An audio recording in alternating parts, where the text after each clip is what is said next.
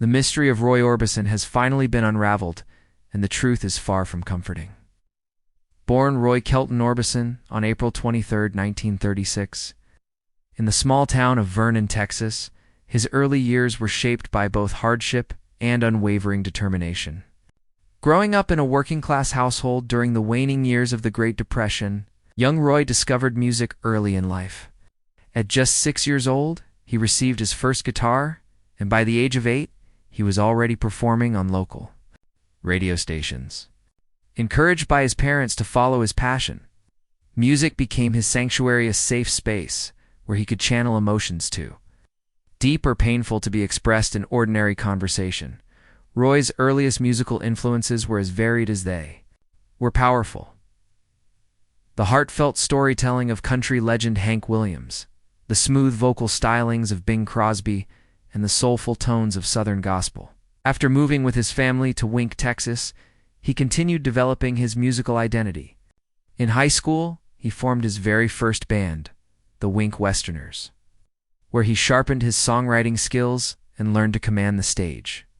These formative experiences laid the foundation for a career that would break new ground in popular music. His big break came in the late 1950s, when he signed with Sun Records in Memphis, the same label that launched Elvis Presley, Johnny Cash, and Jerry Lee Lewis. While his initial rockabilly singles had only modest success, Roy's true artistic awakening came when he joined Monument Records in the early 1960s under producer Fred Foster. Here, he found his unmistakable voice both literally and creatively crafting a unique blend of rock, pop, classical, and country music, all anchored by his remarkable 3-octave vocal range. His 1960 breakthrough hit Only the Lonely paved the way for a string of emotionally charged ballads such as Crying, Running Scared, In Dreams, and It's Over. Each song carried a raw vulnerability that was unmatched in contemporary music. Then came his most iconic hit, Oh, Pretty Woman, 1964, which mixed heartbreak with confident swagger and cemented his status as an international star. What truly set Orbison apart wasn't just the power of his voice, it was the sincerity and emotional depth embedded in his lyrics. At a time when rock and roll celebrated carefree youth and rebellion, Roy sang about loneliness, unfulfilled love, and shattered dreams. His music became a mirror for listeners across the globe who recognized their own heartache in his words. His public image, dressed in black, expressionless, hidden behind his signature dark sunglasses, only deepened the mystique. Critics dubbed him the Caruso of rock and the Big O. Though his popularity faded in the 1970s, Roy never stopped recording or performing.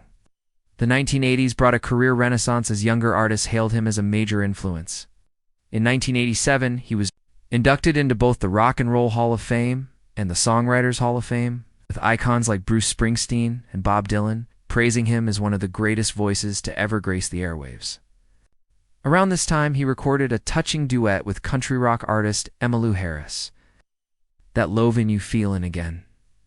The song's lush harmonies and heartfelt delivery earned him a Grammy Award for Best Country Performance by a Duo or Group with Vocal in 1981. Marking a high point in his later career, Roy's resurgence soared even higher when he became a founding member of the Traveling Wilburys, a supergroup that included Tom Petty, Bob Dylan, George Harrison, and Jeff Lynne, formed almost by accident. While recording a B-side for Harrison, the chemistry between the musicians was undeniable. Using the playful alias Lefty Wilbury, Roy contributed his signature harmonies and songwriting to their debut album, Traveling Wilburys Volume 1, 1988, a critical and commercial success. His performance on songs like Handle with Care reminded the world of his vocal brilliance. In his Rock Hall induction speech, Bruce Springsteen described Orbison's voice as the voice of heartbreak. The honor was more than symbolic. It cemented his role as one of the most emotionally resonant and innovative artists in rock history. Roy's personal life, however, was marked by both profound love and unimaginable loss. In 1957, at 21, he married his teenage sweetheart, Claudette Frady, who was just 16. Their love was passionate, but often turbulent. And together they had 3 sons, Roy DeWayne, 1958, Anthony King, 1962, and Wesley, 1965. Tragedy struck in June 1966 when Claudette was killed in a motorcycle accident in Gallatin, Tennessee. Her sudden death, coming after a brief reconciliation, left Roy emotionally devastated. Then, in September 1968, disaster struck again. While Roy was touring in England, a fire engulfed his Hendersonville, Tennessee home, killing his two eldest sons, Roy Dwayne and Anthony King. Only his youngest, Wesley, survived. He had been staying with his grandparents.